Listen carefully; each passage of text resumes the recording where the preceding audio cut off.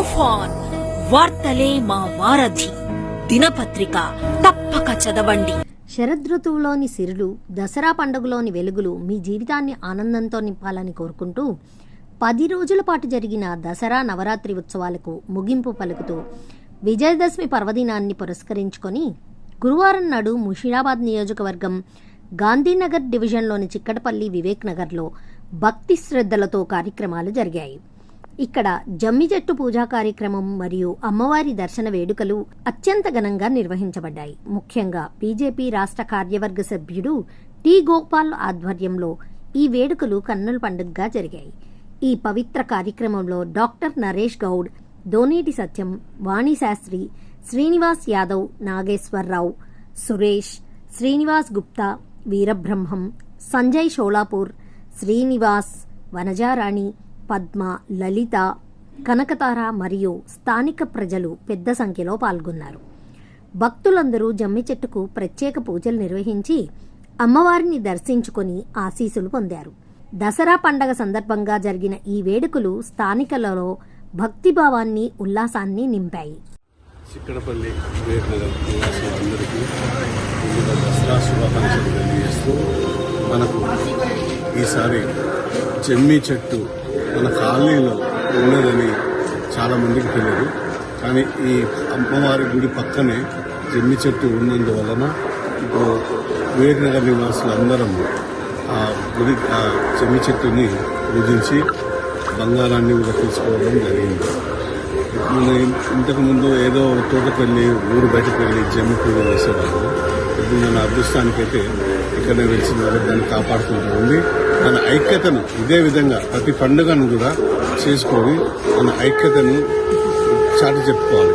ఎందుకంటే ఇప్పుడు ఐక్యత లేకుంటే మనకు ఇంచుమించు అన్ని దేశాల వాళ్ళు కూడా మనం చీలబట్టే పరిస్థితి వచ్చింది, డివైడ్ అండ్ రూల్ పరిస్థితి వచ్చింది. కాబట్టి మనం అందరం కలిసి ఒకటే మాట మీద, ఒకటే తాటి మీద ఉండాలని మా మనవి. అందరికీ దసరా శుభాకాంక్షలు. పూజ చేసుకోవడం చాలా అదృష్టంగా భావిస్తున్నాను.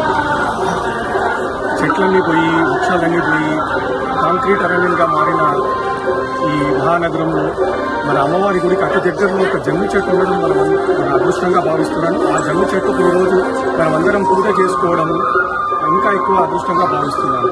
ఈ సందర్భంగా ఈ జమ్మి చెట్టు యొక్క ప్రాశస్త్యం ఏంటి, ఎందుకు జమ్మి చెట్టుకు మనం పూజ చేస్తాము, ఒక్క నిమిషం ఆ విషయం ఒకసారి గుర్తు చేసుకుందాం.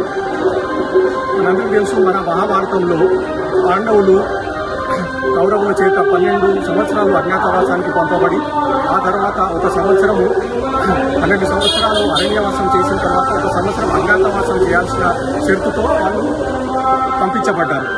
సో 12 సంవత్సరాలు అరణ్యవాసం పూర్తి చేసుకుని 1 సంవత్సరం అరణ్యవాసం చేయాల్సి వచ్చినప్పుడు వాళ్లకు విరాట పర్వంలో విరాట రాజు దగ్గర ఒక్కొక్కరు వివిధ స్థాయిల్లో పాండవులు కొలువులు చేశారు. వాళ్ళు మరి ఆ సందర్భంలో వాళ్ళ దగ్గర ఉన్న అస్త్రాలు, శస్త్రాలు ఎక్కడ దాచిపెట్టుకోవాలి, సో అవన్నీ కనబడకుండా విరాట పర్వానికి, విరాట రాజ్యానికి బయట ఒక శ్మశాన వాటిక బయట జమ్మి చెట్టు పైన వాళ్ళ అస్త్రాలన్నీ దాచిపెట్టి ఎవరికి కనబడకుండా 1 సంవత్సరం పాటు వాళ్ళు ఆ రాజ్యంలో వివిధ రకాల కొలువులు చేశారు. విజయదశమి శుభాకాంక్షలు తెలియజేస్తూ, ఈనాడు మనం విజయదశమి జరుపుకుంటున్నామంటే ఇది మన ప్రాచీనమైన సంప్రదాయ ప్రకారంగా జరుపుకుంటున్నాం. వ్యవసాయదారులు మరియు కమ్మరి, కుమ్మరి అందరూ కూడా పనిముట్లను అక్కడ పెట్టి పూజించి మరుసటి రోజు నుంచి పనులు ప్రారంభిస్తారు. క్షత్రియులు ఆయుధాలను పూజించి వారు కూడా యుద్ధానికి సన్నద్ధులవుతారు.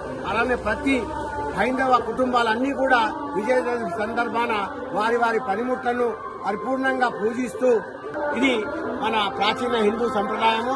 దీన్ని మనం కాపాడుకుంటూ ఉండాలి. ఈ రోజు ఇక్కడ మనము గుమిగూడము, జమ్మి చెట్టు యొక్క ప్రదర్శన చేయడం, పూజ చేయడం, ఇది మన మహాభాగ్యంగా అనుకుంటూ గర్విస్తున్నాను.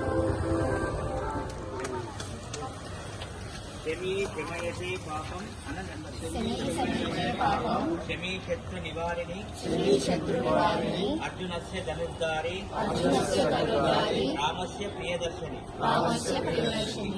శమీ శమయతే పాపం శమీ శత్రు నివారిణి అర్జునస్య ధనుర్ధారి రామస్య ప్రియదర్శని శమీ శమయతే పాపం శమీ శత్రు నివారిణి అర్జునస్య ధనుర్ధారి రామస్య ప్రియదర్శని.